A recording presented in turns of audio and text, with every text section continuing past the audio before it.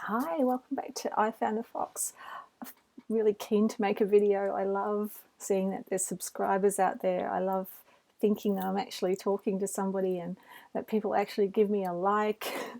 It's just the best fun, and I just find making videos such a wonderful form of creative expression. I coach creativity in my other life, and so everything informs everything. I know that. With this particular channel and just doing the stuff that I do over here, my own little world, it's just for me, and I have to always remind myself that it's okay. I'm allowed to have this other life. I'm not having an affair. I think it's a Taurus in me. I'm so honest and loyal, and when I go and do something that's a little bit more left of center and it's not directly part of my other life, I feel like I'm somehow betraying someone, and I know that that's not true. It's fine for all of us to have a personal life and other forms of expression and other outlets. So anyway, it's just so lovely. It smells nice in here. I want to thank Anni at MirthAndReverence. So many beautiful videos, and this at the weekend I made my own incense, and using a video of Annie's, and it was just beautiful. So it's still here, the mortar and pestle, the remnants of the cinnamon and the cloves, and basil, and I when I make it next, I'm going to put more cloves. I'm nuts for cloves, like seriously nuts for cloves. I love the smell. I love putting them in envelopes with lavender and stuff, and putting them in my wardrobes and to keep the moths away. But there's a remains of some of the incense in there. It was inside a cone, a paper cone, and I burnt that, and sat it in salt as Annie instructed, and it really made the witchy cottage smell really yummy. So I'll be doing that again. and it's a really strong stream of incense, different to the sticks. So that's a fun thing to do, and putting your intent. The recipe that I took from her, I think she's got a few recipes on there, but the one that she had was for courage. So there was lots of spices and stuff that correspond with courage and fire and those sorts of things. So that in itself is another learning curve for me. But what I thought I might do today for a bit of fun is I found a 13 question tag, and it's a really old one, and I found it. There's something on the screen. Sorry. I found the tag on Owlvine Green's channel. I love Owlvine's videos. I noticed that she hasn't made any for a long time, but she's still very active in the pagan community, so on Facebook and stuff like that. So I'm hoping that she will make some more videos eventually. But I've learned a lot from Owlvine, and of course I adore that she's an Australian, so her accent is very familiar to me and comforting. So anyway, so I found this tag from Owlvine, who was tagging somebody else, Blue Night. Anyway, I'll put the links down the bottom, and it'd be nice to revive this tag because it's a lovely tag, especially for us that are coming in new, and it's all about firsts. So okay, let's start. So first question is, how did you encounter paganism, witchcraft, or magic for the first time?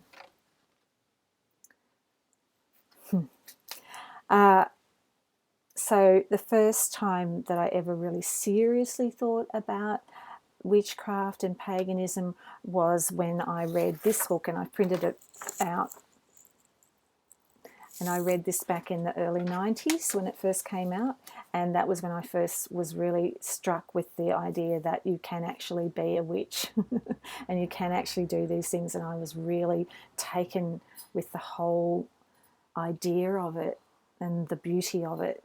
So that was the first time that I really thought of witchcraft in that way. But these other questions have made me think about magic and witchcraft and all these things in other ways, because a lot of it's about semantics, and that's what I've learned over the years. So what was your first book? So it, of course, it would be this book officially, but you know what? I reckon my first book, again, the language is different, but this is a book about magic, and look, it doesn't even have a cover. Creative Visualization by Shakti Gawain. And look, it's in 2 parts. Actually, I've got to glue that. It's got no cover. It is literally fallen apart. January 1991, I first read this book, and this is an instructional book on magic. It just is. Creative visualization is magic, and I started to use so many of the exercises in here. I started to use meditation, and I started to form an intent and apply that intent. And so I feel like this was really the first book that really started to give form to magic in my life and help me connect. So keeping in mind, we're talking about semantics here. Question 3 is, what was the first spell that you ever performed? And the first spell that I ever performed was, it was creative visualization, and it was actually before I'd read this book. So it was the 80s, it was the late 80s, and I was working in the public service in a desk job that I absolutely hated. I was bored out of my scone. I used to sit at the desk just turning the calendar, one of those rotation calendars that had quotes on it. That's, you know, because there was nothing else to do except read the calendar and think, dream of better days. It was like that song Echo Beach. My job is very boring. I'm an office clerk. Anyway, so that's the 80s.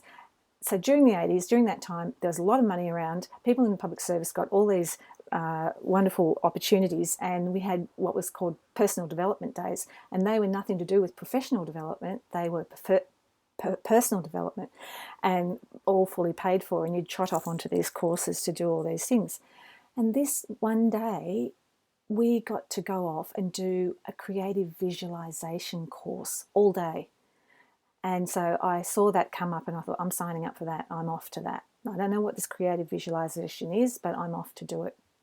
So I went off, and there was this magical woman. I just remember I was just in awe of her, and she's all in purple, and she had us just enthralled. And she taught us, firstly, to go into a sort of meditative state, and then to visualize what we wanted. And what she was teaching, I would find out later, was from Shakti Gawain's book, and it was the pink bubble technique. And so in the pink bubble technique, so you would visualize what you wanted, really get into the feel of it, and then you'd put it in a pink bubble and release it into the universe, where it could go off and gather energy for its manifestation. And so I just so went with this. I just gave myself over to it. And in my pink bubble, I couldn't think of an exact thing that I wanted. I couldn't formulate any clear vision, but all I knew was I didn't want to be where I was. And I also decided, this is going to sound really crazy, that if I had a job that involved carrying a briefcase, I would somehow have made it, because this is the 80s, remember, right? So I visualized myself walking along with this really fantastic leather briefcase, and I'm walking with purpose. And I put that in the pink bubble, and I released it into the universe.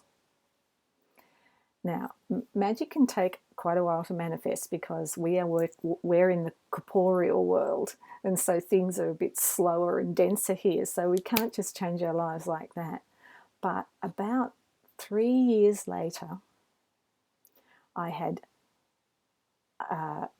my marriage had broken up. I had left that part of the country and moved across country. I was living in a new city. I was studying literature at one of the major universities in Melbourne, and everything had changed. My whole life had fallen down and was being rebuilt. And I'm walking across this massive, massive quadrangle thing between all these buildings. It's the middle of winter. That's blowing a gale. It's freezing cold.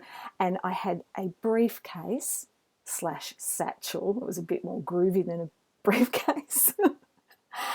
Full of books about literature, probably literary criticism or something like that. And I remember the wind was so strong that it lifted the briefcase full of books up, and I had to kind of fight to bring it down.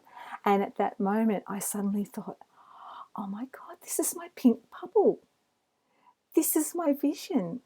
This is what I put into that pink bubble all those years ago in that course in creative visualization. This is what I released into the universe, and this is what I let the universe create for me and bring to me." And it was magic. I realized it was magic. It was the most amazing feeling. And it was also, you know, a real case of be careful what you wish for, because my whole life had to be dismantled in order for me to achieve that. But I didn't care because things were going pretty pear-shaped anyway. So that was my first real, I always see that as the first spell that I ever performed.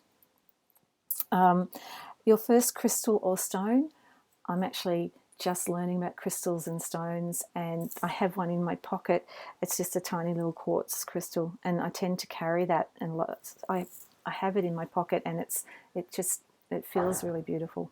I often carry that one, and I don't know where it came from or how it came into my life. The first god or goddess you encountered on your path. I've been very taken with personified deity. But the first goddess that I tried to encounter was the Morrigan. I mean, how alluring and fascinating is the Morrigan? And I kind of thought, I'm up for this. You know, I would love to have a relationship with the dark goddess, and there's so much about it, the Celtic mythology about her, and her fierceness and her everything. Anyway, I'm very attracted to the Morrigan. I read a book about her, whatever. Tried to sort of form some sort of relationship with her. Nothing. Dead air. For months. I just couldn't feel or sense. I never saw a crow. I live in the country. There was no signs. There was just nothing. And it didn't matter how often I kept rereading that particular book. It was a beautiful book. It's still in my room. I can't remember what it's called. Something, the Dark Goddess. Big green one. Anyway, I might bring that on later. Gorgeous book, and watched lots of videos about the Morrigan, but there's just something energetically that just, I couldn't hold it. And so then somewhere along the line, Ellen of the Ways, a much more gentle and still elusive goddess, came across my path. And now I'm not sure how long it's been that I've been working with her, but I'm just starting to really sense her energy, really starting to get a sense of when she's around. It's very strange, and I'm feeling more at ease with that. So that's how I've encountered the goddess on my path, in a very gentle, very tentative way. And I know that it's all about how much we put in as well, as to how much we get back. The same with everything. How did you first meet other pagans? Haven't met any except online, just online. So YouTube's been a great place for me. What was the first festival, meetup, or public gathering you attended? Zippo. There's just not much goes on in terms of pagan public gatherings and stuff like that in Australia. There is the occasional thing I've noticed, so hopefully I'll be able to get along to something like that one day soon.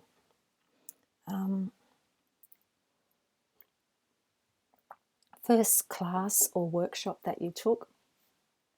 I haven't done anything like that apart from my creative visualization. workshop, but I would love to do workshops. What was the first chant you learned? The first chant I learned was with Phyllis Currott. I did a online course with Phyllis, the Wiccan High Priestess, and she taught the chant of "She changes everything she touches, and everything she touches changes," which is a really beautiful chant, and it's a really helpful one to use when you're doing a spell or just getting into that space. And question 10, what was the first method of divination you learned? It's probably tarot. I'm still learning it, tarot and oracle, and having amazing experiences with both, but particularly with oracle at the moment. And the oracle deck, I keep my use of decks very, very tight and limited so that I can get a really firm relationship. So I try not to be too tempted by other decks. I do watch reviews of decks and I really enjoy them and think, I'd like that deck, but I'm at this moment in time still trying to keep it really tight. So I'm working with the Mists of Avalon deck this year, and that's been really amazing and joyful. And lately I've been pulling a lot of cards with swords and action, which is really speaking to me, because even though I'm on a sabbatical, on a year-long sabbatical from my work, I'm still wanting to get into action about other things. And there has been a bit of a period of being a bit wishy-washy and unfocused and, questioning what the hell am I doing with my life moving forward. So they're pulling all these cards is reminding me, come on, you need to take steps, you need to take action, you need to put some shape around all these thoughts that you're having. Even these videos are part of that, getting a bit more action orientated, and rather than holding everything in my head. So giving form to stuff. What was your first tool? It's a little cauldron. It's on my altar, which is in my bedroom. I should have brought it out here to the Witchy cottage, but it's a pretty common one that most people have got. That one of those little ones with 3 legs and the lid. It's just adorable. I love it. I bought it in Spellbox in Melbourne. It's very precious to me. I love it. What was the first method or exercise you learned for energy work? When I first read this, I thought, well, I've never really done anything much like energy work. It seemed a bit mysterious to me to think about it. But then I had this memory of it was quite a few years ago, and I was starting to read about chakras and opening up energy centers, and particularly the heart center. And we were living in inner city Melbourne at that point, and our 2 boys were at primary school, and they used to come home. We lived very close to the tram stop, so they used to get the tram home. And this particular tram spot where they got on and off was very, very busy. We're inner city Melbourne. There's all sorts of characters. It's very, very interesting and diverse population. And there was this one particular man that he was a very elderly man he must have had some form of dementia. He had a walking stick. He was an old Greek man. He used to wear a big old black coat and walk along. And the boys were really scared of him because he used to talk to himself a lot and yell. And I remember saying to them not to fear him. He was just an old man with an illness, and never to make fun and to be respectful. And we used to have these conversations about him. And I had seen him. I knew who they were talking about. Anyway, I've been learning about energy and projecting energy onto people and out into the world. And we were down near the tram stop one day. We'd been to the cinema, and we'd all come out of the cinema. I can remember it so distinctly. And we were walking along the footpath, and the old man, there was crowds of people, the old man was coming towards us from the other side of the road, and the kids were like, it's him. I'm like, shh. and as I saw him, I thought, I felt so sad for him. And I opened up my heart chakra, And as we approached him, I threw heart energy towards him. And as I did that, he got sort of level with me, and he was yelling, and he had his walking stick, and he was mumbling and yelling and all this. And as I reached him and threw this energy at him, his head shot up, and he looked at me right in the eye, and he said, "Thank you." And he kept walking, and I kept walking. It was astonishing. It was so astonishing that even to this day, when I look back on it, I think, did that really happen? Did that really happen, or did I make that up? It was just the most extraordinary thing. So that was my first exercise that I did with energy, my first experience of it. And what is a memorable or favourite first on your path that wasn't included in the above questions? I haven't really got an answer for that, sorry.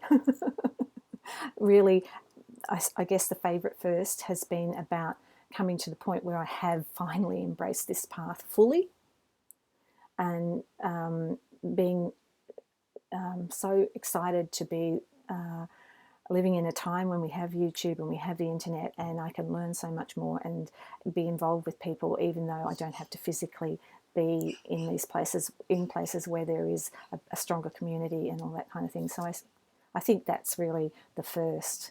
That's the most memorable thing for me, just the full-on discovery of the magic. Not literally the magic, but the metaphorical magic about taking this path and taking it seriously and committing to it. That's been, there's an ongoing awakening, an ongoing opening up of so many potentialities. And it is so thrilling and so enriching. And I'm enjoying every minute of it. So that's my little tag. I will put the links in the down bar, the doobly-doo, as Kellyanne calls it, and I will link the original people who started this tag, and I might tag another couple of others who I think might enjoy this. All right, thank you for watching, and I'm going to go and finish my cup of tea now. Okay, bye for now.